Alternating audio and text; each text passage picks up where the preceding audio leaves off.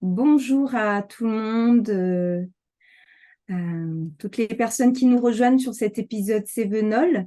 Donc,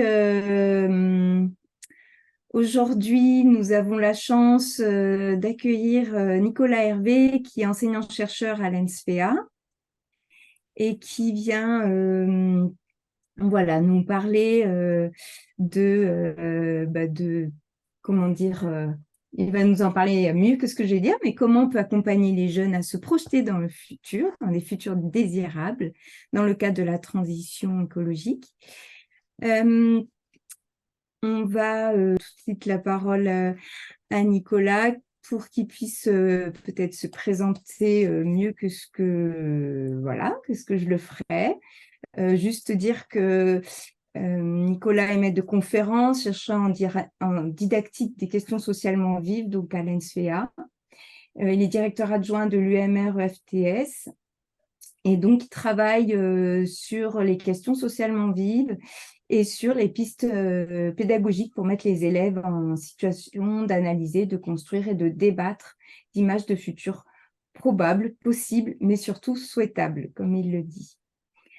Il a écrit un livre qui est sorti en 2022, intitulé Penser le futur, un enjeu d'éducation pour faire face à l'anthropocène, aux éditions Lormont, Le bord de l'eau.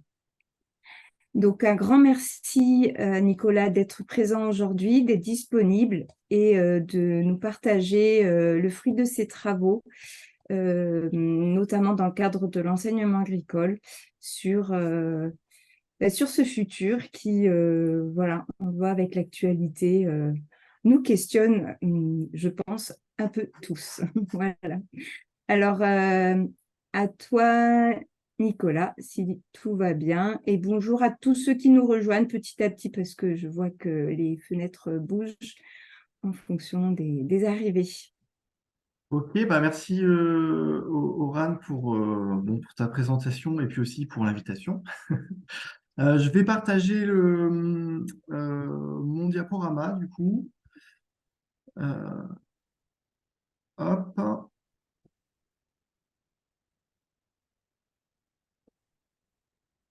hop, c'est bon. Ok. Parfait. Donc, quand on a discuté effectivement avec Oran sur cette présentation, on s'est dit que ce qui serait intéressant, c'est peut-être de commencer à se questionner sur qu'est-ce que ça veut dire en fait se projeter dans le futur, notamment pour les jeunes, mais ça marche aussi pour nous finalement, comment nous on peut aussi se projeter dans des futurs qui sont problématiques, incertains, et avec cette idée de proposer aussi plusieurs dispositifs par lesquels on peut mettre au travail en fait cette pensée du futur. Donc là, c'est un peu le plan de la présentation en fait, un premier temps de clarification, d'explicitation, qu'est-ce que ça veut dire se projeter dans le futur? Quels sont peut-être les différents modèles qui existent. Un deuxième temps, aller sur des propositions qui sont en fait des exemples que j'ai tirés de mise en place en fait dans les classes, en fait, différentes expérimentations qui ont été menées à différents niveaux, avec différents publics, pour différentes disciplines, pour montrer un peu les différentes facettes en fait que peut prendre cette éducation et cette formation à la projection dans le futur. Et puis un troisième temps, un peu différent, c'est lié au fait de parler de dispositifs pédagogiques, mais c'est aussi comment on peut nourrir en fait cette pensée du futur, comment ça peut participer à une culture en fait de l'anticipation. Ça passe par des dispositifs pédagogiques, mais ça passe aussi peut-être par la mise en contact avec des œuvres culturelles particulières. Donc c'est un peu ça le troisième temps. Et comme l'a dit Oran, entre chaque temps, ce qu'on vous propose, c'est un petit temps de clarification, et puis à la fin, on prendra un temps peut-être un peu plus conséquent pour les échanges. Alors, se projeter dans le futur. C'est pas une expression, alors c'est une expression qu'on utilise couramment dans la vie de tous les jours. Par contre, c'est pas une expression qu'avant cette conférence, en fait, j'avais utilisée. Donc, je me suis dit, mince, j'ai mis dans le titre se projeter dans le futur, mais finalement, j'ai jamais travaillé sur cette expression. Donc la première chose que j'ai fait, et c'est assez éclairant finalement, c'est de revenir au dictionnaire, finalement se projeter ou projeter. Qu'est-ce que ça veut dire? On voit qu'il y a deux sens, en fait, au verbe projeter. Un premier sens, c'est dans l'espace, quand je projette, en fait, en projectile, quand je projette un objet, quelque chose qu'on va jeter en avant. Et puis aussi en optique, un projecteur, faire une projection, en fait, où on va diffuser, en fait, un film, une image sur un écran. Donc, quelque chose qu'on va mettre en avant spatialement. Et puis, projeter, c'est aussi un verbe qu'on utilise pour appréhender, pour arpenter le temps, on va dire, puisque quand on forme un projet, finalement, on y a bien cette idée de projeter des plans sur le futur, donc quelque chose qui est de l'ordre du projet. Donc, si on reprend en fait ces deux éléments, se projeter dans le futur, comme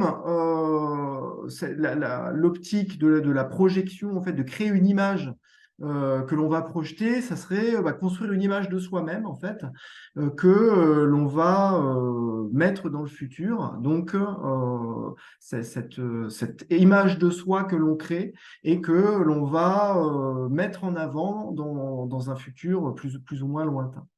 Mais associé à ça, se projeter dans le futur, c'est aussi cette deuxième signification, former un projet, c'est former un projet pour soi-même dans le futur.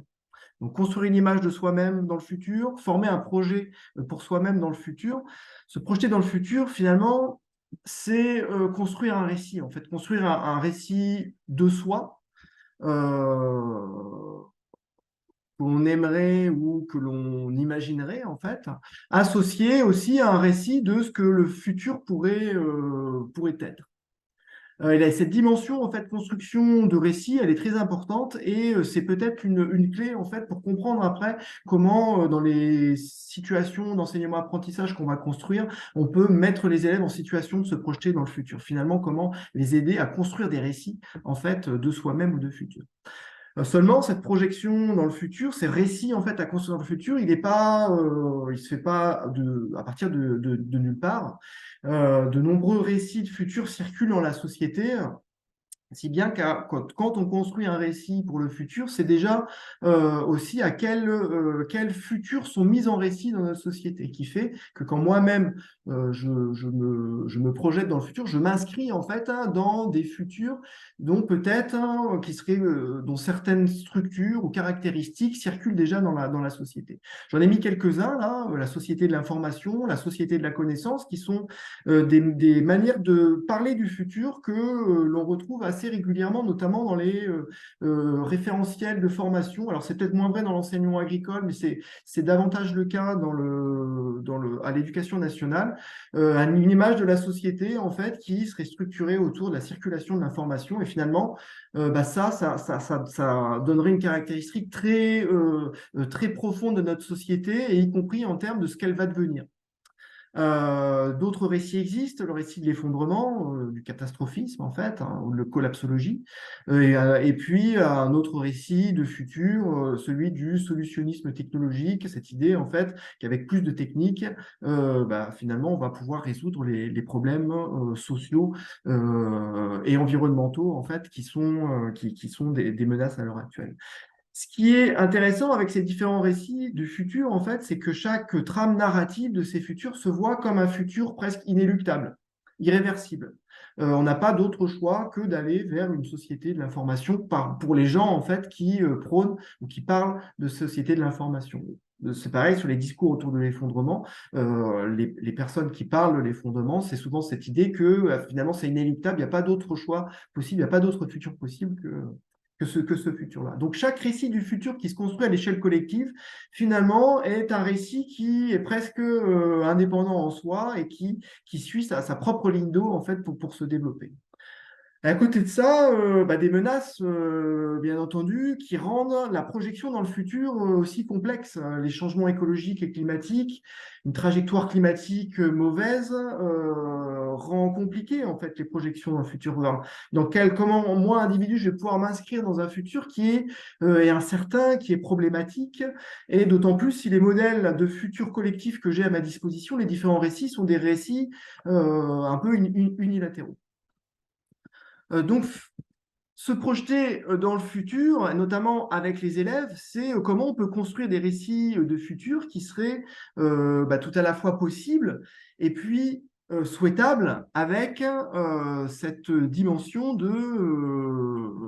que le futur, loin d'être quelque chose qui soit inéluctable, déjà prédéfini, menaçant, etc., soit aussi en fait un lieu dans lequel on puisse construire des projets.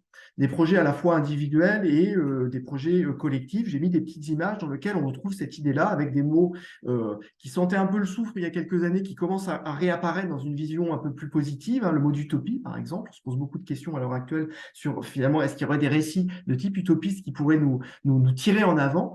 Et puis, par exemple, le récit de Rob Hopkins, et si on libérait notre imagination pour créer le futur que nous voulons, avec un premier chapitre qui montre bien justement un récit du futur possible et souhaitable.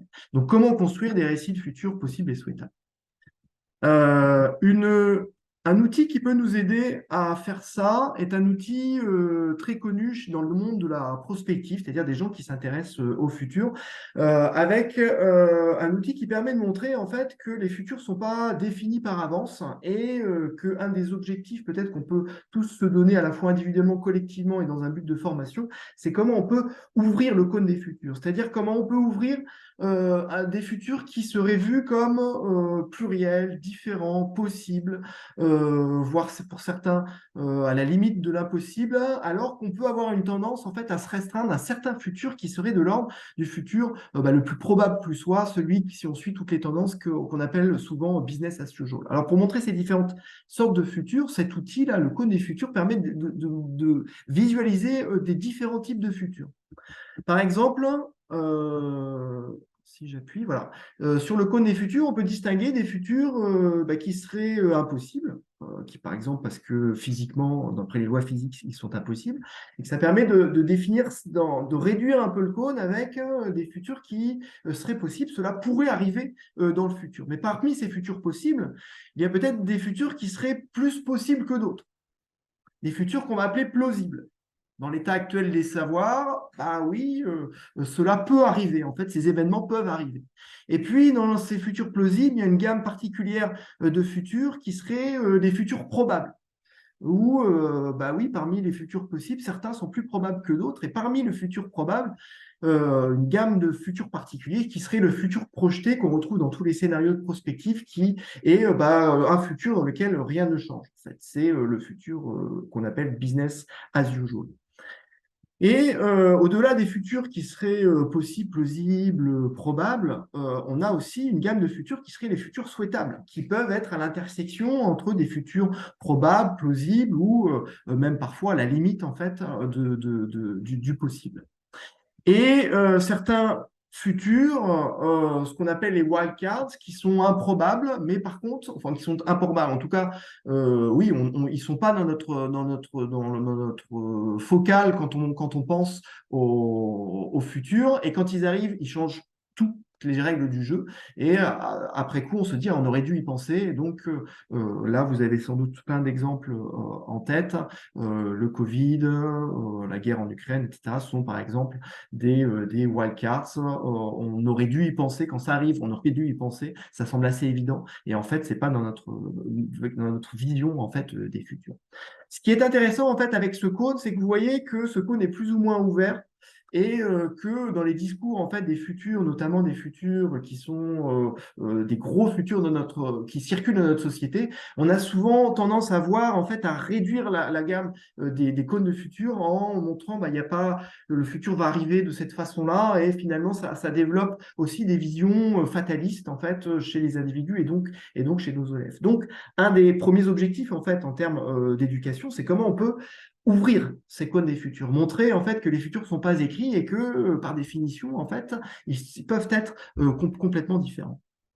Alors, essayons d'aller plus loin avec cette idée-là. Comment, finalement, qu'est-ce que ça veut dire se projeter sur le futur? Est-ce qu'on ne peut pas se donner un modèle, en fait, pour essayer de simplifier les mécanismes cognitifs hein, qui se jouent, en fait, quand on commence à penser au futur? Une des premières choses, c'est souvent, on pense au futur face à un problème, en fait, ou en tout cas, on se pose une question sur une action à mener. Quelle action dois-je faire? Et pour mener une action, les capacités cognitives dont nous disposons, en fait, font que nous sommes capables d'anticiper. Et anticiper, qu'est-ce que ça veut dire? En fait, ça veut dire créer un modèle de soi ou du monde que l'on va pouvoir accélérer dans le temps. Face à un problème, une action à faire, je crée un modèle de moi dans ma tête, hein, intellectuel, dans lequel je vais promener dans 10 ans, dans 5 ans, et puis je vais peut-être créer différentes variations en fait de moi ou du monde, avec cette possibilité que nous avons en fait de pouvoir accélérer en fait le temps. Le temps dans le futur, mais ça marche aussi pour le passé. Revisiter en fait les événements du passé pour peut-être voir les alternatives que l'on aurait pu prendre et que l'on n'a pas prises. Et là, de dire à partir du moment où si je prends une alternative, si j'avais fait d'autres choix, qu'est-ce qui se passe? Et tout ça, c'est donc un système d'anticipation qui permet de créer des images, en fait, des images du futur qui sont en quelque sorte des produits de simulation. On va retrouver des différents futurs de notre cône du futur, c'est-à-dire des futurs qui sont à la limite du possible, des futurs souhaitables, des futurs très probables, qu'on estime probables, etc. Un mécanisme individuel, mais un mécanisme aussi collectif, en fait. Quand on parle d'image du futur, des produits de la simulation, on pourrait très bien imaginer aussi aux produits qui sont faits dans la communauté des climatologues avec un système Terre qui est simulé à partir de modélisation et qui permet de faire cette accélération aussi temporelle en 2050, 2100, quel pourrait être le climat. Et on crée différents modèles en fait de systèmes Terre suivant les contraintes en fait qu'on va appliquer. Et ces images du futur que l'on construit, en fait, elles ont une visée de donner, en fait, d'outiller la prise de décision, en fait, quand on a des actions à faire. C'est le premier volet, hein, répondre, en fait, aux actions qu'on a à faire, comme quelque part un surplus d'informations dont on dispose pour prendre une décision. Et puis, chaque fois qu'on réfléchit, en fait, à ces images du futur, qu'on en crée, on travaille ce système d'anticipation et on le renforce, on le rend plus robuste, on va dire. C'est pour ça que éduquer à ce qu'on appelle l'éducation au futur, finalement, ce serait trois choses, alors que je vais un peu détailler dans la suite, mais c'est à la fois être en mesure de analyser des images du futur, d'en construire, et puis de pouvoir débattre différentes images du futur afin de prendre des décisions qui relèvent de l'action. Alors, je vais accélérer un petit peu, Oriane. Qu'est-ce qu'on sait finalement pour aider les élèves en fait à former des images du futur plus complexes? Qu'est-ce qu'on sait déjà de la manière dont ils se projettent dans le futur? Alors on sait plusieurs choses. On sait que ces images du futur sont un reflet des inégalités sociales. Plus on est dans un milieu socioculturel aisé, on va dire, plus on a un étayage de la part de son groupe social auquel on appartient pour nourrir en fait ces projections dans le futur. Peut-être aussi on a la possibilité d'être moins focalisé sur le temps présent pour prendre cet empan temporel de pouvoir imaginer des choses dans le futur. On sait aussi que les images du futur des jeunes, elles sont plutôt pessimistes quand on les interroge sur le futur du monde, notamment par rapport aux enjeux mondiaux, climatiques, etc. On a des visions très pessimistes, en fait, qui se développent. Et par contre, quand on les interroge sur leur futur personnel, on a des visions plus optimistes d'un futur peut-être en rapport avec leurs amis, avec leur famille, avec leur futur métier, leur insertion professionnelle, etc. Des images du futur des jeunes qui sont genrées, ce qui veut dire que suivant les garçons ou les filles ne développent pas les mêmes images du futur, n'appréhendent pas le futur de la même façon. Un rapport à la technique beaucoup plus prononcé chez les garçons, un rapport au monde social, aux relations humaines plus apparentes, on va dire, dans les images du futur des filles. Des images du futur des jeunes qui évoluent avec l'âge, on est plutôt plus optimiste, plus on est jeune, et avec une dégradation, on va dire, de l'optimisme au fil des âges. et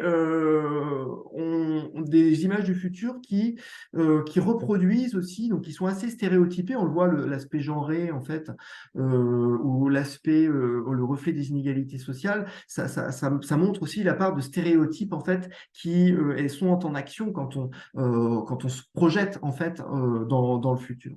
Et ce qu'on voit avec les gamins, c'est qu'ils reproduisent des futurs qui sont valorisés socialement. Finalement, un futur valorisé, souhaitable pour eux, bah, c'est le fait d'avoir une famille qui a un certain type, on va dire, c'est le fait d'avoir certains métiers, c'est le fait d'avoir une maison, et dans la maison avoir un jardin, etc., etc. Donc des futurs valorisés socialement qui vont se retrouver en fait dans les images, la manière dont ils vont se projeter en fait dans le futur socialement. Et puis, bah, si on les interroge sur un futur probable et un futur souhaitable, on va avoir des choses, les futurs probables sont généralement plus négatifs, plus pessimistes, et les futurs souhaitables, du coup, sont différents de ce point de vue-là. Et des travaux aussi qui montrent aussi, plutôt à l'échelle plutôt sociale cette fois, hein, que certaines images du futur sont très présentes dans l'espace social. Et notamment, les deux grands récits en fait qui dominent à l'heure actuelle sont le récit de l'effondrement et puis celui du fait que à partir des solutions technologiques vont résoudre en fait les problèmes que l'on a. Ça, ce sont deux grands récits qui forcément, en tant que deux gros récits, participent aussi à alimenter en fait la manière dont les jeunes envisagent le futur. Et puis, des images du futur qui sont au cœur, et ça c'est particulièrement important pour nous dans l'enseignement agricole, qui sont au cœur des questions socialement vives ou des questions de société en général, en fait. À partir du moment où des acteurs sociaux se frottent sur des questions de prise de décision par rapport à une solution technologique, par exemple, je pense aux méga-bassines à Sainte-Soline, ou bien même sur des questions sociales, type la réforme des retraites dernièrement. Ce qui vient assez vite en fait dans les argumentations des personnes, c'est bien des images du futur en fait. C'est-à-dire le futur sera comme ça.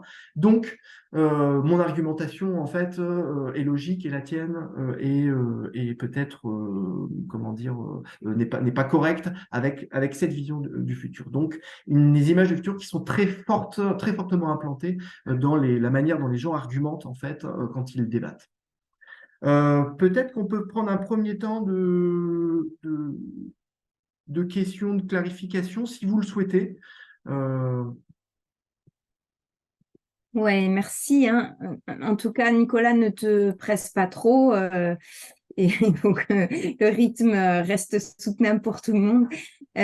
Donc, tout va bien. On est dans les temps. Donc, super. On s'était proposé, effectivement, Nicolas avait séparé en 3 moments pour des questions de clarification. On ne va pas débattre, on reviendra un peu plus tard sur les questions de fond, mais déjà, s'il y a des éléments qui vous semblent voilà, pas suffisamment explicites, c'est le moment Ou discutable, de hein. faire signe. Alors, j'ai une Il y a une... question. Oui, voilà, je la vois dans Ouais, dans la ok, je la conversation. vois aussi. Euh, Ok. En fait, les filles et les garçons, alors c'est assez complexe. C'est pas forcément une confiance en le futur, c'est quand on leur demande de construire des récits ou de se mettre en image, en fait, sur le futur, donc se projeter, en fait, dans le futur. Comment le monde sera dans 20 ans, ou qu'est-ce que je vais devenir dans 20 ans? Qu'est-ce qui comptera pour moi dans 20 ans, etc. Ce qui va revenir, ce sont des éléments particuliers qui ne sont pas les mêmes chez les filles et les garçons, indépendamment de la confiance, en fait. Donc, ce que je disais, plutôt des éléments technologiques qui vont revenir quand on demande aux garçons de décrire en fait les futurs. Tout de suite, ça va être des objets, des machines, un environnement technologique, etc. Alors que quand on demande la même chose aux filles, on va être plutôt sur des relations humaines, un rapport à la famille, etc. Donc, on est sur des dimensions différentes. On voit pas trop de différence. C'est pas net en fait des différences de confiance. dans le futur. Si on prend des enfants d'un âge donné, on ne peut pas dire comme ça que les filles sont plus confiantes que les garçons ou que les garçons sont plus confiants que les filles. Après, la plupart des études aussi sont des études qui sont un peu générales, c'est-à-dire on leur demande en général comment vois-tu le futur dans 20 ans. Ça reste assez rare à l'heure actuelle des recherches des travaux qui portent sur des futurs en particulier. Comment vois-tu alors c'est des recherches qu'on a commencé à mener notamment au lycée Doche. Comment vois-tu l'impact de la numérisation, une société numérique dans le service à la personne dans 20 ans, par exemple, ou dans la production agricole au point de vue la place du numérique en fait dans la production agricole dans 20 ans. Et là, effectivement, on a des types d'images qui sont plus précises en fait mais on retrouve ce décalage entre les garçons et les filles. Alors, Alors, je vous donnerai des indications biblio, hein, bien sûr. je ne vois pas d'autres questions. Ah, alors Gatien, y a-t-il un âge où l'on voit une bascule entre les futurs absurdes et possibles? Je ne sais pas bien comment formuler la question. Si tu veux le reformuler à l'oral, Gatien, ne te gêne pas. Si tu peux faire Ouais, mieux. ouais, je le fais vite alors, mais je me demandais à partir de... enfin, est-ce qu'il y a déjà une différence ou pas, mais est-ce que, par exemple, chez les tout petits, on a plus une tendance, enfin les tout petits, on a plus une tendance à aller vers des questions, enfin des futurs qui peut-être pour les adultes ou la majorité pourraient paraître complètement absurdes, et est-ce qu'à un moment donné, on voit une espèce de courbe rentrante pour qu'on soit plus vers des futurs possibles? Est-ce que les tout petits font des futurs qui sont des futurs Disney? Je ne sais pas comment formuler la question. Ouais, mais Truc. je pense pouvoir répondre. Et là aussi, c'est complexe en fait. On voit alors il y a des travaux qui ont été menés avec vraiment des très jeunes enfants à la maternelle, y compris en termes de dispositifs pédagogiques. Comment on peut travailler avec des enfants de maternelle en fait sur ça. Et du coup, on peut voir, en fait, hein, c'est assez bizarre ce que je vais dire, une grande maturité dans les possibilités de se projeter dans le futur. C'est-à-dire que des gamins, même très jeunes, identifient en fait hein, des enjeux forts pour le futur. Alors bien sûr, quand on va vers des futurs souhaitables, bah oui, ça va être un monde de paix, un monde sans solution, etc. Mais finalement, entre les très jeunes élèves et puis des adolescents qu'on peut avoir, y compris des jeunes adultes, quand on va sur quel serait un monde souhaitable, on est un peu embêté. Donc, je dirais que pour répondre à la question de l'âge, je pense qu'il y a une maturité très jeune pour identifier les enjeux. Après, pour aller sur des futurs possibles, bah là, c'est comment on restreint, on va dire, le cône des futurs pour quelles contraintes on met en fait hein, pour que les jeunes aient suffisamment de nourriture intellectuelle en fait pour pouvoir identifier ce qui serait de l'ordre du possible et du moins possible. Donc ça, je ne pourrais pas dire les âges, mais je pense que ça, c'est un curseur continu, en fait. Il y a ça, et après l'enjeu à l'heure actuelle, en fait, il est peut-être moins d'aller travailler les futurs possibles avec les gamins, parce que finalement, les futurs possibles sont des futurs qui enferment. C'est-à-dire qu'on est déjà en train de fermer le cône des futurs en allant sur les possibles. En tout cas, plus on va vers des futurs qui seraient plausibles, probables, etc., plus on ferme le cône des futurs. Alors, un grand enjeu, en fait, de tout ça, c'est comment justement on arrive à penser à côté, comment on arrive à penser des alternatives. Et là, on est sur le titre de l'ouvrage de Rob Hopkins. Et si l'imagination était un moteur, en fait, pour imaginer un autre monde? Et là, c'est le côté un peu moins. C'est qu'on peut voir, on a du mal à voir alors peut-être que les plus grands ont moins d'imagination que les plus petits. C'est possible. Mais en tout cas, ce qu'on voit chez les grands, c'est qu'il y a une difficulté à sortir des sentiers battus et à imaginer, en fait. Donc peut-être l'enjeu, il serait plutôt dans ce sens-là, en fait. Je vois Nathalie qui lève la main aussi. Oui. Et après, Oui, merci Nicolas pour cette première partie. Donc à ce stade-là, si je te comprends bien, si je te suis bien, hein, tu parles d'images du futur qui sont un peu spontanées, quoi, qui sont des représentations qui sont pas celles que après un travail, un accompagnement, la mobilisation de méthodes particulières que tu vas nous présenter après. Hein. Voilà, c'est que quand tu abordes quelque chose à public, si je comprends bien, tu pars d'abord d'images du futur un peu spontanées. C'est ça. On pourrait dire ce sont des représentations. Voilà, on est d'accord. Représentation du futur, comment les jeunes se représentent le futur. Et effectivement, il y a tout un tas d'enquêtes qui sont faites indépendamment des dispositifs pédagogiques qui vont être mis en place. Et ce que je vais présenter en deuxième partie, c'est justement des dispositifs. Alors, ces dispositifs, on ne connaît pas encore vraiment leurs effets. Après, c'est le pari, en fait, qu'à partir du moment où on met des moyens pédagogiques explicites pour travailler, en fait, cette capacité d'anticipation, eh ben, ça produit quelque chose chez les gamins. Ça complexifie en fait la manière dont ils voient les choses. Et que peut-être on peut aller vers augmenter leur capacité à créer, à imaginer, tout en travaillant aussi en même temps, et c'est là un peu la difficulté, la dimension possible. Qu'est-ce qui est possible en termes de pistes d'action, etc.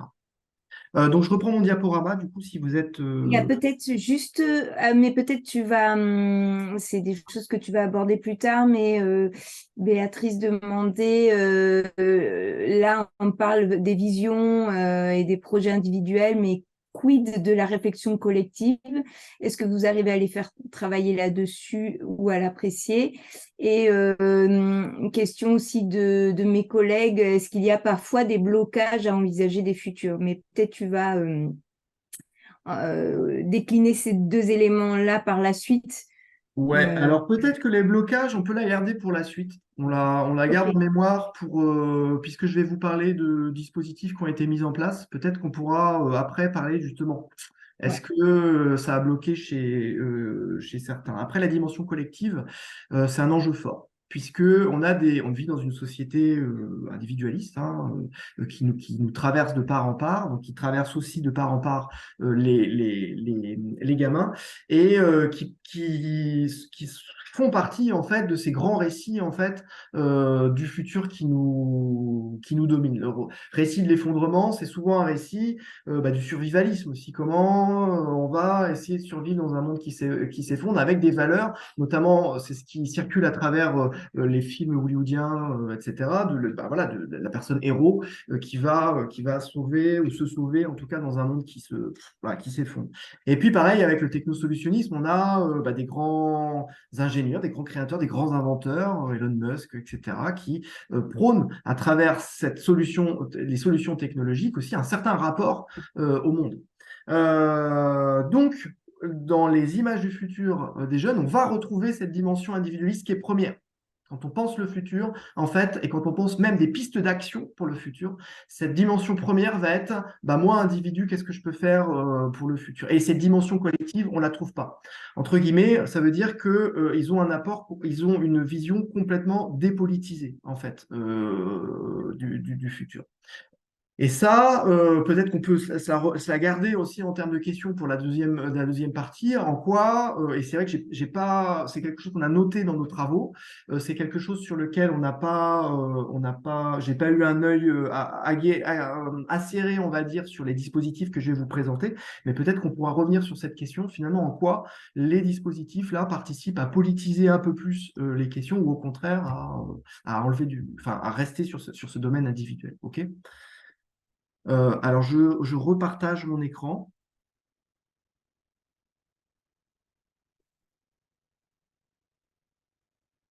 Ah mince, c'est pas celui-là.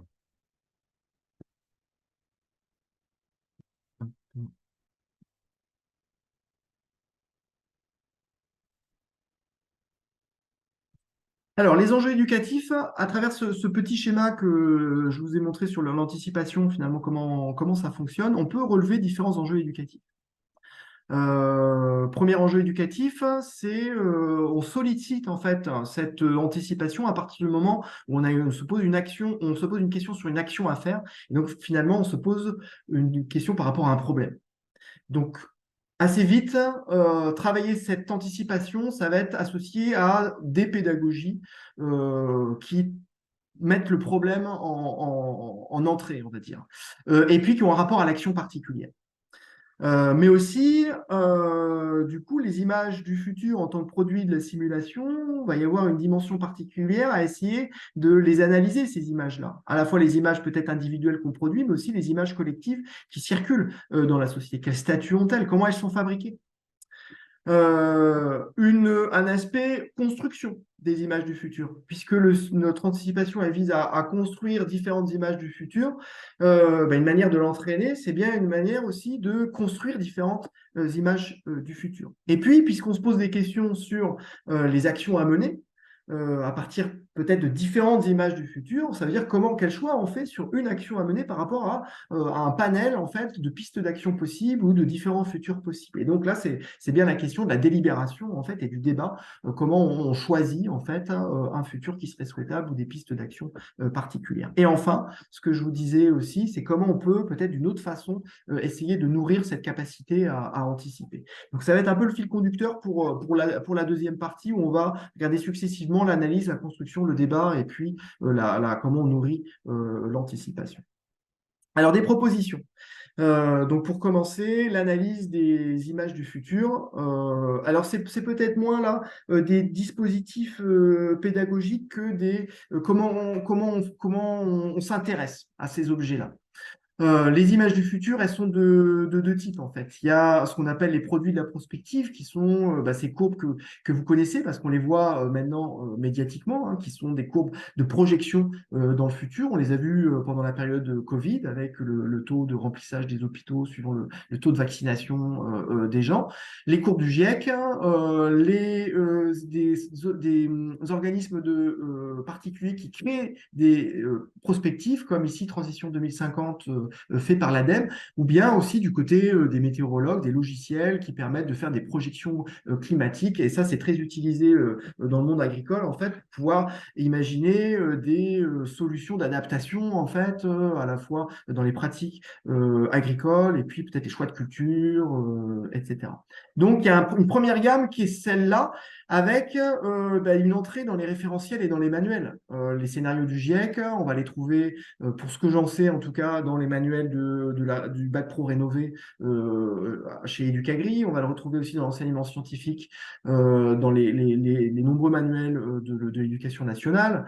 Les logiciels de projection climatique peuvent être utilisés dans des enseignements agronomiques, notamment, pour essayer justement de voir, d'étudier les stratégies d'adaptation. Donc, on a tout un tas de ces choses-là qui rentrent sans qu'on y ait trop prêté attention, en fait, qu'on n'ait pas trop prêté attention à qu'est-ce que c'était que ces objets, finalement, comment ils sont fabriqués, comment ça marche, en fait, une prospective. Donc, un premier enjeu, c'est peut-être d'essayer d'y voir plus clair avec les élèves, en fait, sur quel statut épistémologique, presque, on peut donner à ces images. Et puis, une autre chose, c'est la culture de l'anticipation, avec de nombreux récits qui sont plutôt de l'ordre du domaine culturel ou de l'entreprise. Hein. J'ai mis là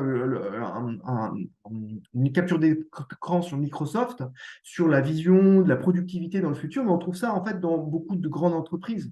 Elon Musk et donc toutes ces entreprises sont très friandes en fait de créer des petits presque des petites pubs en fait qui donnent à voir un futur en particulier.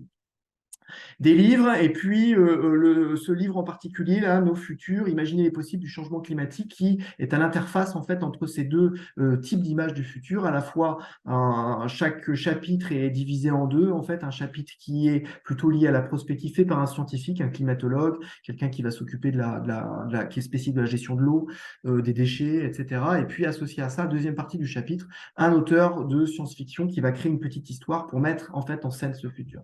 Et c'est vraiment ça, finalement, analyser des images du futur, développer la créativité, mais tout en restant non plus pas dans le monde Disney ou le monde des bisounours. C'est comment on arrive à tenir en fait les deux, à la fois la créativité pour sortir des sentiers battus, comprendre en fait ces courbes du GIEC, qu'est-ce que ça veut dire en fait un monde à plus 1,5 degré ou plus 3 degrés, etc. Et puis en même temps, que ce soit aussi fondé sur des savoirs scientifiques sérieux, robustes, en fait, qui permettent d'imaginer le système de contraintes dans lequel on est. Donc, analyser des images du futur, ça veut dire ça. Et vous voyez que derrière ça, en fait, il y a tout un tas de disciplines en fait, qui peuvent être convoquées et qui, pour l'instant, à part peut-être les lettres et puis les langues vivantes qui, justement, s'intéressent ou la philosophie, la culture de l'anticipation est quelque chose d'important pour questionner leur savoir. Après, dans les autres disciplines, c'est peut-être un ancrage un peu moins diffus, on va dire, un peu plus diffus de cette percolation des images du futur. Si on va vers la construction des images du futur, le premier exemple que je vais vous donner, comment faire construire en fait des images du futur à des élèves. Le premier exemple que je vais vous donner, c'est la construction des images du futur d'un territoire avec des jeunes élèves. Et donc, j'ai des collègues qui ont établi ça fait des années en fait qu'ils réfléchissent à ça, notamment pour l'éducation au développement durable. Comment on peut, à partir du futur d'un territoire, faire imaginer aux élèves le futur d'un territoire. Le modèle qu'ils ont créé, en fait, c'est une première phase d'expression des représentations, le présent. Une deuxième phase d'exploration dans le passé. Finalement, on ne comprend le présent et le futur aussi quand on comprend les dynamiques passées d'un territoire. Et puis, cette exploration dans le passé est une sorte de prise d'élan, en fait, pour aller construire, en fait, sa vision du futur, son opinion et son argumentation. Alors, pour donner plus de chair à ça, c'est un travail qui a été mené sur la vallée du Bastan en 2050. Donc, c'est une vallée en Haute-Ariège qui est singulière de par ses caractéristiques. C'est une région qui a vécu l'exode rural, la désindustrialisation. C'est un territoire qui se questionne aussi justement sur son devenir. Et puis un territoire qui est soumis à des risques sismiques, inondations, avalanches, feux de forêt. Donc un territoire qui est vulnérable, notamment dans le cadre du changement climatique. Et donc, une première phase de représentation des risques en fait sur le territoire. Quels sont les risques en fait que les élèves imaginent en fait. Et une deuxième phase, retour dans le passé pour voir finalement les crues, les inondations par un travail d'archives, par un travail auprès de cartes postales ou d'entretien auprès de personnes peut-être âgées, d'essayer de comprendre en fait en quoi ces risques-là, les territoires a déjà construit en fait des choses dans son passé, a déjà eu des stratégies en fait, a déjà construit des stratégies et qu'il reste des traces en fait sur le paysage en fait de des digues, peut-être des aménagements en fait qui ont été faits par le passé, qui ont été abandonnés, etc. Donc une troisième phase qui est celle de la visite sur le territoire pour voir en fait des traces de tout ça. Et en fait le quatrième temps, un travail sur carte d'imaginer en fait quel pourrait être l'aménagement futur de cette vallée avec des déplacements possibles de villages parce que l'eau va monter, donc le lit s'est élargi, peut-être un nouveau rôle à donner aux champs et aux forêts, peut-être des espaces de réserve en fait dans lesquels la chasse serait interdite serait proposée, ou bien une reconfiguration des espaces de vie avec des centres commerciaux, etc., qui seraient localisés à un endroit, plutôt les habitations à un autre endroit. Bref, vous voyez, un travail en fait sur comment on pourrait imaginer en fait un aménagement futur du lieu de vie face à ces grands enjeux à la fois climatiques et puis peut-être aussi de développement économique. Donc là, c'est un travail en fait sur carte et sur maquette qui a été fait avec des élèves. On peut imaginer des variations de ça, en fait. Et c'est ce qui se fait notamment en géographie, avec la géoprospective, qui est rentrée dans les programmes, notamment de cycle 4. Comment imaginer le futur d'un territoire, un quartier, un quartier, sans forcément qu'il y ait ce passage par le passé. En fait, on va directement, avec les enjeux présents, aller vers le futur. Mais on peut imaginer, bien entendu, aussi d'aller voir le futur des systèmes sociotechniques, de l'exploitation agricole. Là, c'est des expérimentations qui ont été menées au lycée de Châteauroux avec des BTSA en connexion avec des STAV, en fait, pour imaginer différents modèles agricoles et finalement, ces différents modèles agricoles, qu'est-ce que ça donne pour l'exploitation du lycée dans le futur, dans 30 ans? Quel serait à la fois physiquement, termes de culture, d'équipement, etc. Et puis peut-être en mode d'organisation, de travail, etc., etc. Donc les modèles agricoles, aller vers les modes de vie passés aussi de façon à interroger. C'est ce qui est intéressant dans ce modèle, le modèle des collègues là, avec ce pas de côté en fait sur le passé, c'est comment puisque peut-être qu'une partie, si on fait le pari qu'une partie de nos solutions tient à ce qu'on appelle la sobriété, donc c'est-à-dire à voilà une utilisation un peu moins intensive des ressources. Les modes de vie passés constituent une sorte de réservoir de possibilités, en fait. Donc, comment aller enquêter aussi sur ces modes de vie passés de façon à pouvoir imaginer nos modes de vie futurs. Et ce rapport particulier au passé, on peut le faire, y compris en histoire, avec ce qu'on appelle les contrefactuels, c'est-à-dire et si dans le passé il s'était passé quelque chose de différent en fait, et en quoi ces alternatives-là, elles nous amènent à nous questionner en fait à la fois sur les nœuds peut-être sur lesquels il y a des prises de décision à prendre, et puis sur les alternatives possibles. Finalement, nous avions le choix de faire d'autres choix. Et ça, c'est très bien documenté par des travaux, notamment d'histoire environnementale.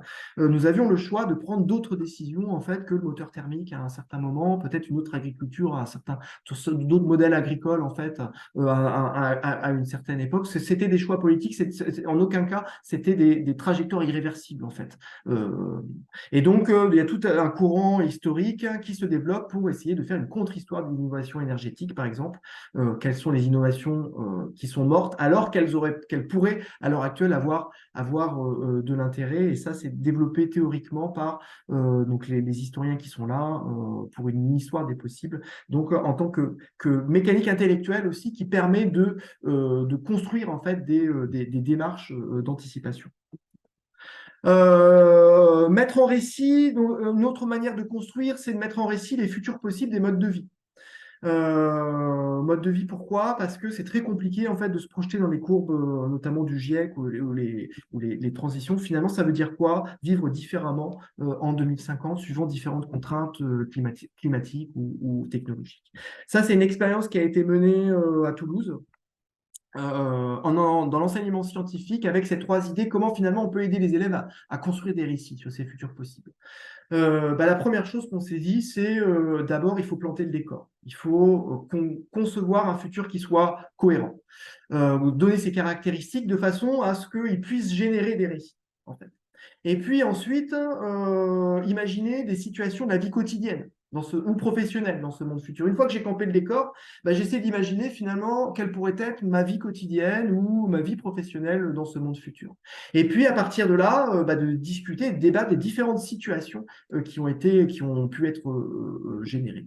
Alors je vais aller un peu vite pour vous expliquer en gros la manière dont on s'y est pris pour générer différents futurs possibles, pour planter le décor. Il ne s'agissait pas pour nous de dire on va prendre un futur qui aura telle caractéristique, c'est de dire on va dessiner avec les élèves différents futurs possibles. Et là-dedans, ils vont travailler chacun sur des situations possibles. Et on a pris un modèle, en fait, qui est un modèle de croisée de choses. Est-ce que le changement climatique va être très intense dans le futur? Peu intense ou très intense? Et puis aussi, on s'est dit, est-ce qu'on va avoir un rapport, une tension, en fait, par rapport aux ressources fossiles? Et ça, une grosse tension ou une faible tension. Et c'est le graphique en croix là que vous voyez, en fait, variable 1, variable 2, intensité du changement climatique, intensité de l'épuisement des fossiles. En fait, le fait de croiser ces 2 variables, ça nous donne 4 futurs.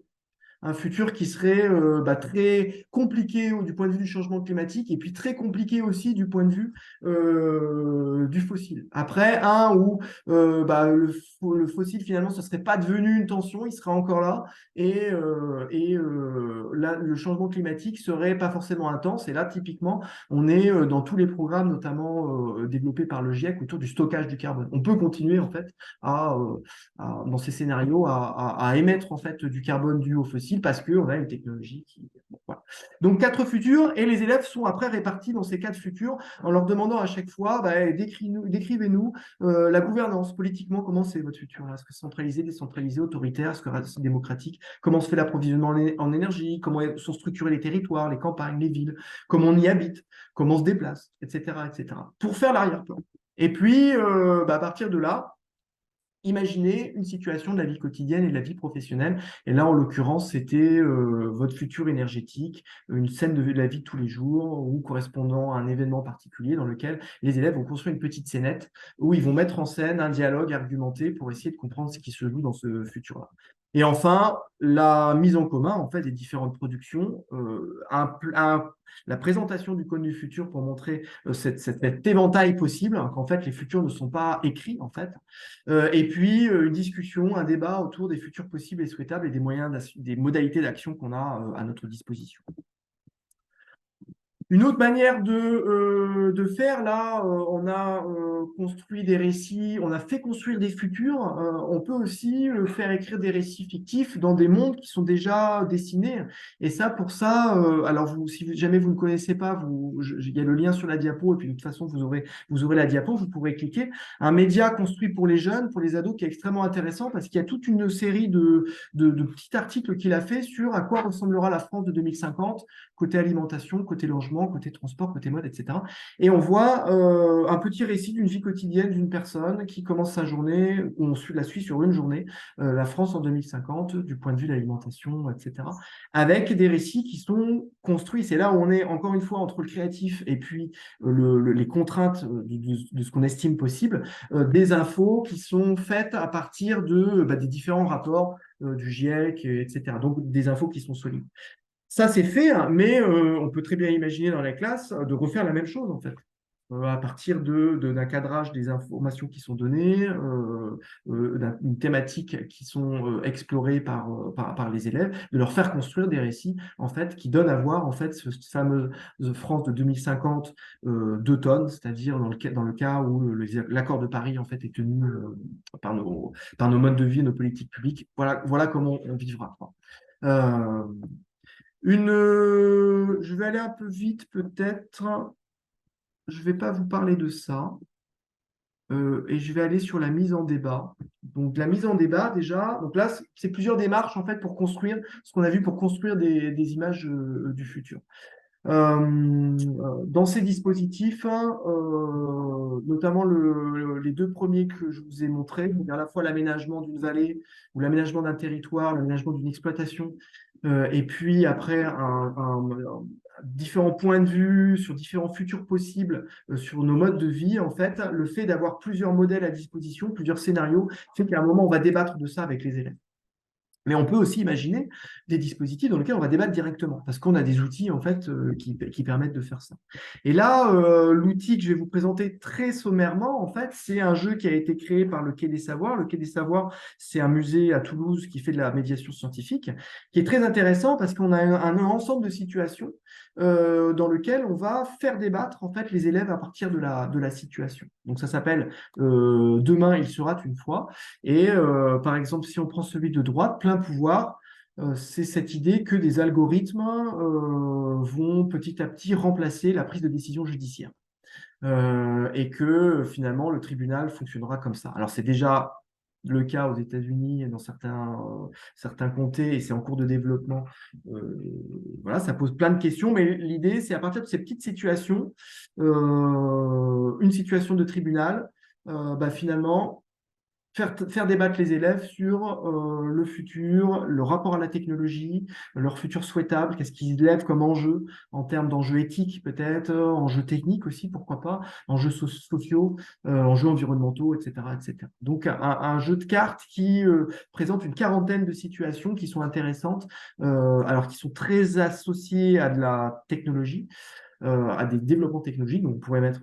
Il n'y a pas de chat GPT parce que ça n'existait pas vraiment à ce moment-là, mais on a pas mal de cartes qui tournent autour de l'intelligence artificielle et des différents usages qu'on peut en avoir.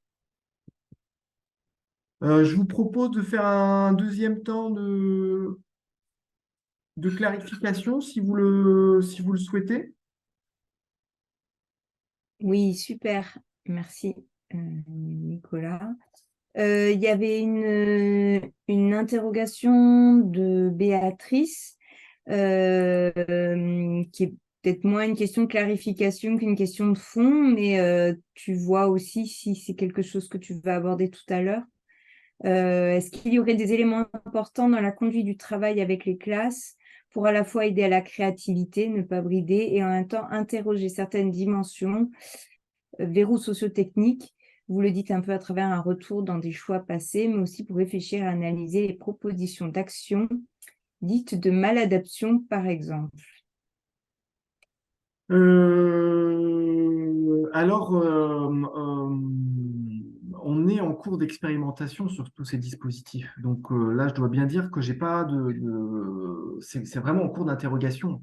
Et la place, pour l'instant, on s'est davantage focalisé en fait sur la créativité parce que y compris après des dispositifs comme ça qui peuvent être assez ambitieux dans le sens où on peut passer pas mal d'heures en fait avec eux, à leur faire enquêter, leur faire construire des images du futur, on voit quand même leur difficulté à sortir des modèles préfaits et prépensés, en fait. Donc, on est plutôt dans cette idée de débrider leur imagination. Sachant que leurs propositions, et je pense que c'est intéressant dans le côté débat, en fait, qui vient après, une fois qu'on a construit, dans le côté débat, c'est on revient sur les propositions d'action qui sont faites. Est-ce qu'elles sont justifiables? Est-ce qu'elles sont justes? Est-ce qu'elles sont voilà, adaptées, mal adaptées? Donc c'est vrai qu'on n'a pas été forcément pour l'instant dans ce deuxième volet qui serait bah, allons regarder d'un peu plus près en fait les solutions que vous proposez. Mais généralement quand même, le temps qu'ils ont à leur disposition pour construire des solutions ou des pistes d'action, c'est quand même des temps où ils vont regarder en fait des dimensions de type maladaptation, etc.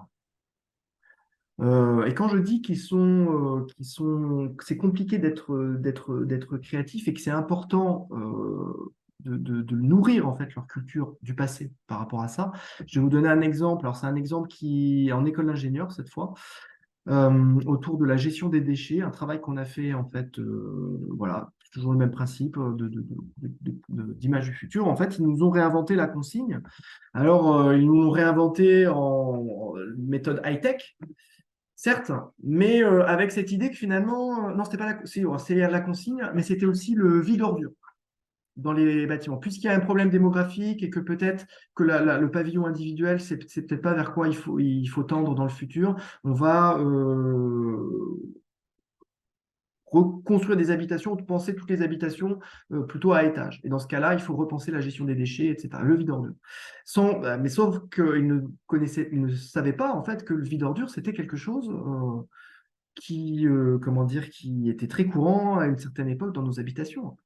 Donc ça pose la question en fait de finalement quelle culture technique ils ont du passé qui permettent en fait d'avoir aussi des schémas sur lesquels on peut penser pour être créatif, etc. Parce que si on a ça dans notre stock, le vide ordure, bah, peut-être que ça nous permet d'imaginer des variations, de jouer avec ça, avec des hybridations de techniques. Quand on ne l'a pas, bah, on le réinvente en fait. Et c'est là que c'est un peu compliqué. Donc là, je parle à niveau ingénieur, mais je pense qu'on peut exactement avoir les mêmes effets à n'importe quel niveau en fait, de formation. Merci. Peut-être que je peux Un peu répondre dans à la... Ouais, pardon, vas-y, Aurane, Oui, excuse-moi. pardon, je sais pas, je t'interromps, mais c'est parce qu'il y avait une autre question qui me semble aller un peu dans la suite de cette question. C'est est-ce que sortir de l'école, une journée, pratiquer un art en préalable pourrait aider à débrider l'imagination?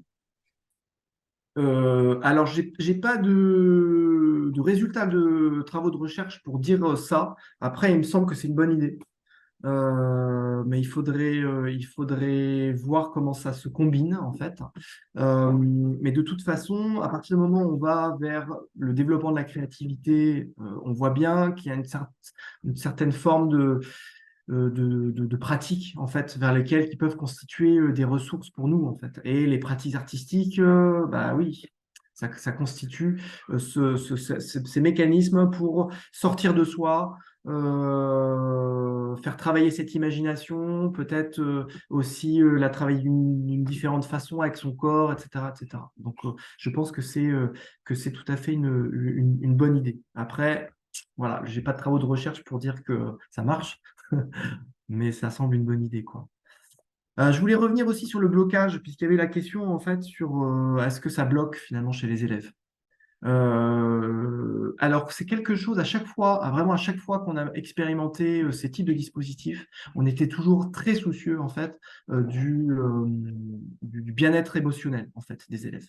On va toucher des choses qui sont complexes, hein, qui peuvent être inquiétantes, qui peuvent être douloureuses. Je pense notamment à l'expérimentation qu'on a fait à Hoche. On leur demandait de se projeter, de parler à leur futur soi, à futur eux-mêmes, leur personne qu'elle serait dans 20 ans, c'était dans 20 ans, ouais. Et puis de parler aussi aux futures générations, finalement, les personnes qui seraient à leur place dans 20 ans, qui seraient élèves dans le lycée agricole dans 20 ans. Et ça, en fait, bah oui, ça a généré beaucoup de choses, en fait. Est-ce que je serai vivant dans 20 ans? Comment je serai dans 20 ans? Qu'est-ce que je peux me dire à moi? Est-ce que je peux me faire des promesses à moi-même? Bon, on voit que ça génère des émotions, c'est indéniable. Après, même si on y a toujours prêté attention, en fait, on n'a jamais vécu en fait d'expression émotionnelle très forte, en fait, de type une incapacité à- voilà, à garder ses émotions, à les exprimer de par les grands défis. Et je pense que ça, c'est les types de dispositifs qu'on a mis en place, en fait, qui permettent ça, qui permettent le fait de travailler sur plusieurs futurs.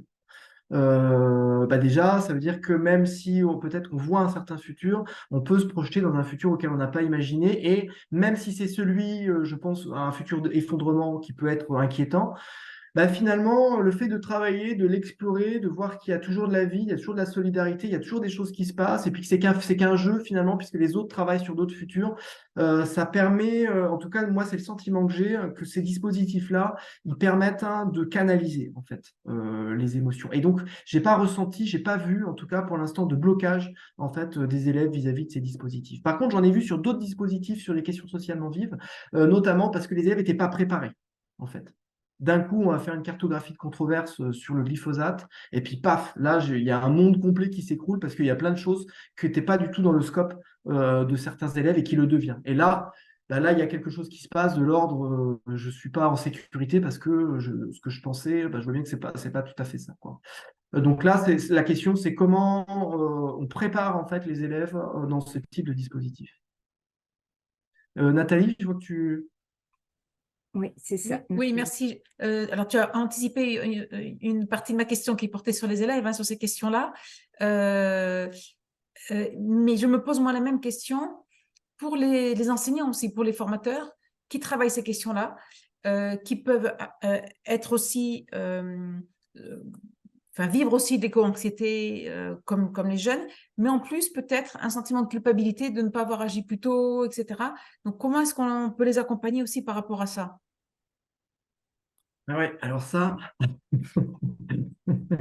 merci pour la question parce que ouais, elle est costaud quand même, hein. Alors, j'en ajoute une seconde qui peut être un début de solution que je vous soumets, hein. On travaille de plus en plus les compétences psychosociales pour les apprenants et je pense que apprendre déjà à exprimer ses émotions, à les identifier, à les réguler, ça peut y contribuer. Je pense qu'on a tout intérêt à travailler en miroir, c'est-à-dire qu'autant il faut apprendre aux jeunes à développer ces compétences psychosociales, autant je pense que les adultes ont besoin de les travailler aussi un peu en miroir, hein. Je ne suis pas sûre que ça soit une solution suffisante, mais peut-être que c'est une première piste. Mais voilà, je ne suis pas sûre que ça suffise compte tenu des enjeux, du mur devant lequel on est, des angoisses que ça génère, voilà, du sentiment. J'ai lu aussi un article il n'y a pas très longtemps qui parle du sentiment de honte des jeunes, de certains, alors soit parce qu'ils sont déjà engagés, par exemple, ils sont éco-délégués et ils sont l'objet de moqueries de personnes qui sont beaucoup moins sensibles, soit parce qu'ils ont du mal à agir en accord avec leurs valeurs, à ce qu'ils voudraient, ce qu'ils comprennent, parce que ça implique des changements importants. Enfin voilà, ce sentiment de culpabilité ou de honte, il n'est pas porté que par les adultes, à mon avis. Hum. Donc merci pour ces deux questions. Alors c'est vrai que je reçois des mails de collègues en fait qui me contactent par des canaux X ou Y, hein, mais en tout cas ils arrivent jusqu'à moi pour me dire je suis désemparé, je fais un cours sur les enjeux climatiques. Et en fait, j'ai un refus presque des étudiants ou des élèves d'en parler. d'en parler ou une remise en question. Enfin voilà, c'est quelque chose de très complexe. Donc là, je vais un peu botter en touche en disant, bah oui, mais c'est vrai que ça s'aborde pas comme on pouvait aborder d'autres savoirs peut-être. Certes, il y a cette montagne de faits scientifiques, mais cette montagne de faits scientifiques, elle crée pas de l'engagement en fait chez les gens. Elle peut créer justement de l'éco-anxiété, elle peut créer un sentiment voilà, de rejet en fait de tout ça. Donc ça veut dire qu'il faut bien imaginer par quel dispositif d'enseignement on va travailler ces questions-là. Et là, ça pose la question après, bah oui, de comment former en fait les enseignants à ça, qui est. Mais je pense que c'est à travers la formation au dispositif pédagogique, c'est déjà une première piste. Alors il y a celle des compétences psychosociales, c'est-à-dire que soi-même on fasse ce travail aussi intellectuel en fait de se dire mais ou intellectuel et émotionnel en fait de dire, bah, où j'en suis sur ces questions, est-ce que moi aussi je me sens coupable de tout ce qui arrive à la planète, etc. Ok. Les dispositifs d'enseignement et puis il y a la troisième chose aussi, c'est comment on retrace des et ça va venir un peu avec ce que je vais dire après, comment on retisse des liens intergénérationnels. Et ça, je pense que c'est une dimension très importante. Et je vais juste donner un exemple en particulier d'une formation que j'ai faite auprès des enseignants. Alors cette fois, c'est les enseignants de l'Université de Toulouse sur ces enjeux-là. Et puis, bah, ça a fini par une sorte de brainstorming de quelle serait la formation idéale, etc., etc. Et puis en fait, est apparu très vite qu'on manquait sacrément d'imagination, nous les adultes, hein, parce qu'on est, voilà, on est enfermé dans nos cadres de pensée. Et qu'une solution qui est apparue, en fait, qui nous a paru assez évidente, c'est que dans toutes nos réflexions, y compris de transformation, il fallait qu'il y ait des jeunes, en fait. Il fallait que les jeunes participent à nos réflexions et à nos dispositifs de transformation, y compris institutionnels. C'est-à-dire que là, je parle d'une formation à l'échelle de l'université qu'on essayait de concevoir, etc. Comment les jeunes, ils peuvent nous aider à concevoir ça. Et là, c'est peut-être une clé aussi, en fait. Comment entrer en dialogue avec les jeunes pour que sans honte, ou en tout cas peut-être avec une manière de canaliser la honte ou les émotions, comment ensemble, en fait, chacun avec son point de vue et sa légitimité, on peut travailler ensemble ces questions-là. Donc, c'est une première. Et puis, peut-être pour la génération du milieu, c'est comment on retrace aussi, du coup, une génération, comment on retisse aussi des liens avec une génération passée qui a peut-être vécu d'autres choses, etc., etc. Donc, c'est ce maillage intergénérationnel aussi qu'il nous faut penser. Et ça peut passer à travers les dispositifs de formation. C'est ce que je vous disais tout à l'heure avec cette enquête, en fait, aller voir le passé. Aller sur un territoire donné, sur des agriculteurs du coin, aller voir, essayer de comprendre aussi pourquoi, qu'est-ce qui s'est passé, pourquoi ils ont fait ça, quelle justification ils donnent, comme ça pouvait être avant aussi, de façon à retisser aussi ce dialogue et ces pistes d'action. Je te Super. remercie. Bon, je pense qu'il y a pas mal de choses qui sortent sur l'éco-anxiété. Voilà, Béatrice continuait à échanger là-dessus. Moi, j'ai renvoyé un précédent épisode Save No. Je pense que peut-être ça, c'est des questions de fond qu'on peut se garder peut-être pour la fin.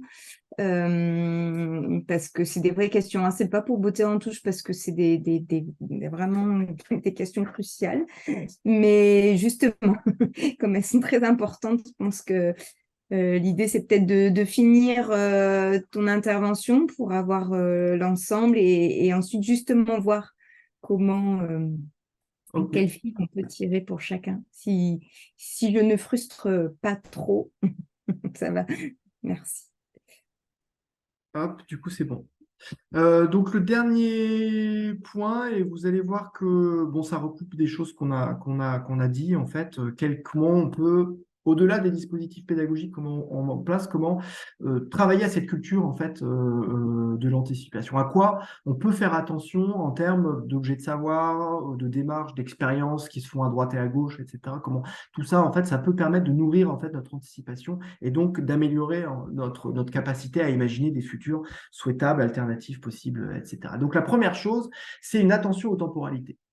Notre société est ainsi faite qu'on est structuré par une montre dont chaque minute presque est égale à la suivante. Et égale c'est le principe même de la division en fait du temps que l'on a fait. Mais alors c'est génial pour organiser une société. Par contre, l'inconvénient, c'est que ça cache en fait la grande diversité de temporalité qui nous traverse. Et là, je fais référence en fait à un livre d'une philosophe, Bernadette Bensaud de Vincent, qui est une philosophe de la technique, qui a écrit ce petit bouquin là il y a 1 an ou 2 ans peut-être maintenant, Temps paysage pour une écologie des crises. Et elle explique comment en fait on pourrait avoir une vision presque spatiale du temps, c'est-à-dire quand on prend un phénomène ou un ensemble de phénomènes, une forêt par exemple, c'est un ensemble de temporalités en fait qui vont traverser une forêt. C'est la poussée, le temps de croissance des arbres, mais encore quand je dis ça, il y a plein d'arbres différents qui poussent pas tous à la même vitesse et qui sont pas à leur même peut-être degré de maturité entre les arbres, les vieux arbres, les jeunes pousses. On a des temporalités qui sont plus ou moins accélérées, qui sont différentes au sein d'une même espèce, entre espèces. Les usages peut-être des humains de la forêt qui ont leur propre temporalité aussi, les prises de décision politiques par rapport à l'usage de la forêt, là aussi on a une temporalité différente, ce qui fait que sur une même chose, j'allais dire, en tout cas sur un même phénomène, on peut avoir un point de vue sur comment différentes temporalités tissent en fait un phénomène et comment ces différentes temporalités sont connectées entre elles. Donc une attention aux temporalités. Quand je prête attention à quelque chose, à un problème, voilà, au vivant, à la technique, etc., finalement, quelles sont les temporalités qui sont mises en jeu et ça, c'est en lien avec juste ce que je disais juste avant, ce retissage en fait entre les générations. J'aime beaucoup cette image de Alice Boulding. Donc Alice Boulding, c'est une militante féministe écologiste des années 70, je crois à peu près, qui parle du présent de 200 ans, en fait, qui pour elle, pour avoir une vue cohérente et pertinente en fait sur notre présent, il faut imaginer que le présent, c'est un présent de 200 ans. Pourquoi? Parce que nous sommes connectés à nos parents et à nos grands-parents qui eux-mêmes ont reçu l'expérience en fait de gens qui sont au-delà de ça. Autrement dit, je connais par mes grands-parents quelqu'un qui a connu. Et quand on fait ça, on se rend compte en fait qu'on a connu des gens qui ont connu presque les époques napoléoniennes ou pas loin. Donc en très peu de générations, finalement, on est connecté à un temps profond. Et de la même façon, nous sommes connectés à nos enfants, petits-enfants, qui eux-mêmes, en fait, sont déjà porteurs d'une expérience future qu'ils auront d'enfants qui seront au-delà de l'an peut-être 2100. Et que notre présent, en fait, c'est cet espace de 100 ans en avant et 100 ans au passé. Qu'est-ce que ça veut dire voilà, d'appréhender les temporalités de cette façon-là, en tout cas, voir le présent par ça, ce présent élargi, en fait, de 100 ans de chaque côté, ça permet de voir les choses différemment, y compris notre actualité la plus proche. Donc, c'est déjà une première manière, cette attention aux temporalités, de nourrir l'anticipation. Donc, on peut très bien imaginer, alors à l'heure actuelle, c'est pas fait parce que peut-être le travail démarre, en tout cas, notre attention sur ça démarre, mais on pourrait imaginer des exercices qui nous permettent, des exercices pratiques qui nous permettent justement de développer notre attention aux temporalités. Ça, c'est le premier temps. Deuxième temps, je vais aller plus vite parce que j'en ai déjà parlé, c'est l'attention au passé, aux oublis, aux contrefactuels, c'est-à-dire à ces embranchements du passé, où on sent que les choses auraient pu être différentes. Et cette attention au passé, c'est une attention peut-être aux choses qu'on a oubliées, en fait. J'ai mis le livre là de François Jarriche, qui est un historien technocritique. Ce livre, je le trouve assez formidable en fait parce qu'il montre à quel point toutes les luttes environnementales, les grands enjeux environnementaux ont été systématiquement depuis presque toujours en fait dépolitiser et quelque part oublier les luttes en fait autour des premières machines à vapeur ou toute la modernisation de toutes les nombreuses luttes en fait qui ont parsemé la modernisation de nos sociétés. Finalement, ont été, ont été délégitimés et puis oubliés. Or, le fait de les remettre en fait au jour, ça montre bah oui, que des alternatives étaient possibles à certains moments, des embranchements étaient possibles, et que ce sont des décisions politiques en fait qui ont fait prendre certains embranchements. Donc, être attentif au passé, pas uniquement par les grands faits historiques, la compréhension des mécanismes, etc., mais par ce qu'on a oublié. Troisième chose, encore plus vite, l'attention aux images du futur. On en a parlé là aussi, des images du futur qui circulent en fait à la fois par la consommation peut-être d'œuvres culturelles que l'on peut avoir. Là, je dis nous, mais pour les jeunes, ça peut être les jeux vidéo. Il a été montré que dans la grande messe des jeux vidéo, l'univers qui était le plus développé, c'était l'univers collapsologique. En gros, le monde de l'effondrement, c'est a priori le monde par lequel nos jeunes sont le plus exposés de par les jeux vidéo. Donc faire attention en fait à ces images du futur, les scénarios du GIEC, peut-être dans les discours en fait, la manière dont le futur est utilisé en termes d'argumentation. Bah là, on a bien un élément d'attention particulier qui permet de nourrir notre anticipation et qui permet d'être attentif à ce qui nous traverse de façon inconsciente en fait, de façon, et c'est ça, je pense, le point le plus important, de façon à pouvoir toujours être en situation d'ouvrir le cône des futurs. De dire, bah non, ce ne sont que des images qui participent en fait à la construction, peut-être de minimiser certains flux temporels qu'on va arrêter parce que, bah voilà, le présent fait que cela, on les considère plus intéressants, etc. Puis au contraire, d'autres flux temporels qui vont grossir et qui, dans le futur, vont devenir plus importants. Donc prendre attention en fait à ces images.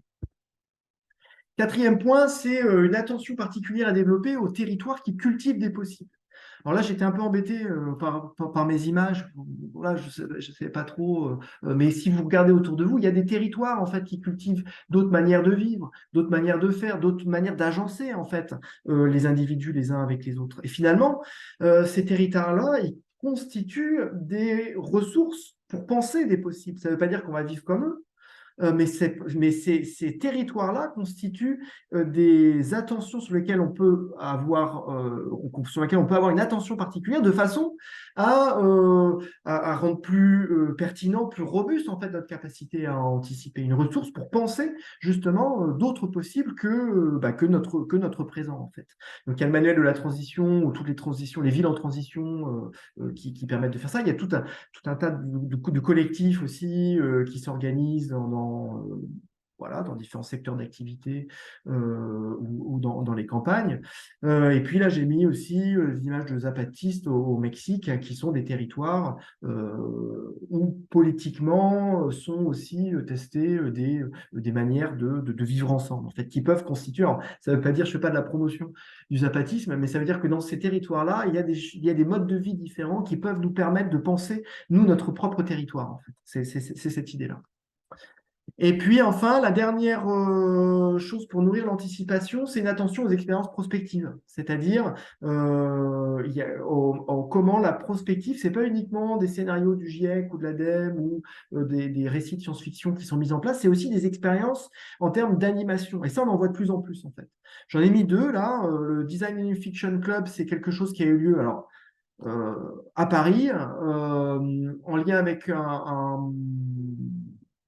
un théâtre, en fait, mais qui était ouvert à tout le monde, gratuitement, où on va faire une expérience de prospective tous ensemble pour imaginer, en fait, différents futurs possibles, souhaitables, donc entre citoyens, en quelque sorte.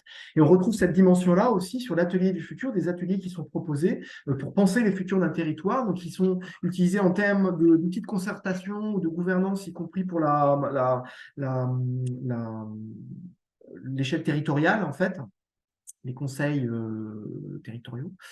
de façon à penser, à faire participer les citoyens pour imaginer l'aménagement en fait de leur lieu de vie. Et donc avoir une attention particulière à ces expériences prospectives, ça veut dire peut-être si dans mon territoire, dans mon secteur, il y a ce type d'expérience en fait qui est menée par un collectif, le fait de participer, ça forcément ça nourrit l'anticipation et ça nourrit la manière d'envisager le futur. Donc vous voyez 5 points en fait qui permettent d'envisager un peu de manière différente, mais articulée avec les dispositifs aussi pédagogiques qu'on peut mettre en place. Alors, j'ai formulé quelques questions pour peut-être voilà, l'attention aux temporalités, ça se décline finalement à quel processus temporel s'intéresser avec les élèves ou moi-même. L'attention au passé, quel passé pouvons-nous mettre en avant? Si on a des choix à faire pour montrer des choses, pour faire travailler avec les élèves sur des choses du passé, quel passé je vais mettre en avant, sachant que ce n'est pas le passé, mais c'est peut-être plusieurs formes de passé. L'attention aux images du futur, c'est quel récit, histoire pouvons-nous transmettre indépendamment et ça, des grands récits, et ça c'est vrai que là-dessus on est confronté à un mur en fait, c'est-à-dire le récit de la transition ou des transitions, c'est un récit qui est le plus complexe, on a du mal à imaginer finalement un monde en dehors de la solution technique et puis de l'effondrement, on a du mal à imaginer quelle forme pourrait prendre ce monde en transition. Donc comment, à partir des histoires ou des récits, on peut transmettre en fait des éléments qui donnent à voir en fait des futurs possibles. Quels territoires peuvent nous inspirer, y compris des territoires très proches. Et puis, quelle démarche prospective on peut initier pour soi-même et puis pour engager les autres. Et là, les démarches prospectives, finalement, les dispositifs que je vous ai montrés de construction ou de mise en débat des images du futur, ce sont des dispositifs, des démarches prospectives. Donc, à partir du moment où on s'engage dans ce type de situation-là, on est bien sûr, on initie, on engage en fait les élèves dans ce type de démarche. Je vais conclure sur quelques points dont on a parlé, en fait, c'est comment on arrive à articuler rationalité et créativité. Alors, la formule est pas bonne parce que la créativité, c'est bien aussi une forme de rationalité, mais comment, on l'a formulé tout à l'heure, comment articuler des choses qui sont plus de l'ordre du possible, du rationnel, peut-être de choses sur lesquelles on a des éléments scientifiques solides, et puis à côté de ça, l'imagination, la créativité, comment on arrive à articuler les deux choses là. Voilà, c'est des choses à expérimenter. Comment on peut articuler les échelles sociales et individuelles, engager les jeunes dans ces projections dans le futur, c'est aussi comment à la fois travailler sur ces échelles à grande échelle, on va dire, un futur à grande échelle, et puis comment moi, en tant qu'individu, je m'insère dans ce futur-là. Donc, comment moi, je vois mon futur dans ce futur. Et donc là aussi, il y a une articulation à faire entre ces deux échelles, l'échelle sociale et individuelle. Alors là aussi, il y a des dispositifs qui ont été expérimentés sur, on va imaginer le futur d'un territoire, et puis on va faire jouer le rôle des élèves à un futur agriculteur, futur ingénieur, futur technicien, etc., pour imaginer quel pourrait être, en fait, le métier du futur associé à ce futur-là. Et donc là, il y a une incarnation aussi de l'aspect individuel qui peut être intéressant pour alimenter cette capacité à se projeter soi-même aussi dans des futurs. Et puis, travailler différents futurs possibles. Ne pas se restreindre en fait à un futur qui serait le futur business as usual, donc un futur qui serait déterminé, et je pense que ça participe aussi à lever un peu les questions émotionnelles. Le futur, par définition, on ne sait pas de quoi il sera fait, même s'il y a les courbes du GIEC qui nous donnent des tendances, etc. Dans notre vie quotidienne, on ne sait pas exactement ce que ça va changer, donc il existe différents futurs possibles. Donc comment on travaille sur ces différents futurs possibles. Et puis, comme je l'ai dit, essayer le plus possible de nourrir la pensée prospective avec une attention particulière apportée aux temporalités, au passé, aux images du futur, aux territoires qui cultivent des possibles, et puis essayer d'expérimenter des expériences prospectives. Voilà, j'en ai fini avec ma présentation. Merci beaucoup, Nicolas. Merci. Et on est quasiment dans les temps que l'on avait envisagés, donc c'est parfait. un grand merci pour la richesse de ton intervention. On voit que ça soulève aussi pas mal de questions et d'échanges. Donc, je souhaite clore cette première partie d'intervention. Voilà. Vous dire que vous l'avez vu passer dans la discussion, notre collègue Anise Liziki organise un stage pour l'enseignement agricole dans la formation continue autour du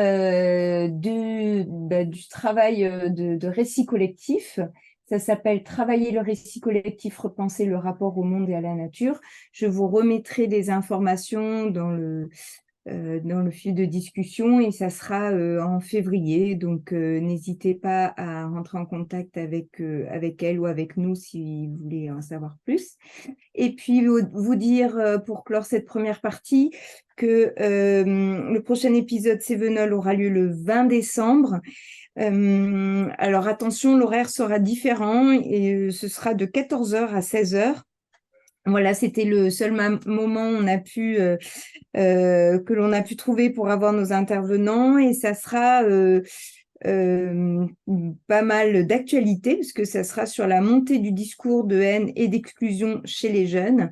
Donc là aussi, voilà, une question un peu chaude, on va dire, et vive.